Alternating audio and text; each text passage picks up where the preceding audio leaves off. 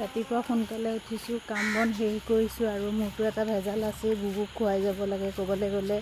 তাইক খুৱাইছোঁ আৰু বাহিৰতো 2-3টা মুনু আছে, সিহঁতকো খোৱালোঁ।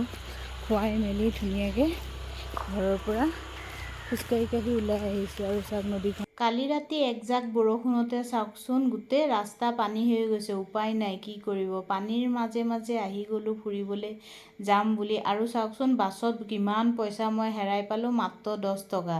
আজিলৈকে বেছি পইচা হেৰাই নাপাওঁৱেই 10 টকাৰ বাদে। আৰু আহি পাই গ'লোঁ সেই মোৰ বান্ধৱী কওক, ভণ্টি কওক, যিয়েই নকওক কিয়, আহি পাই গ'লোঁ সিহঁতৰ ঘৰ।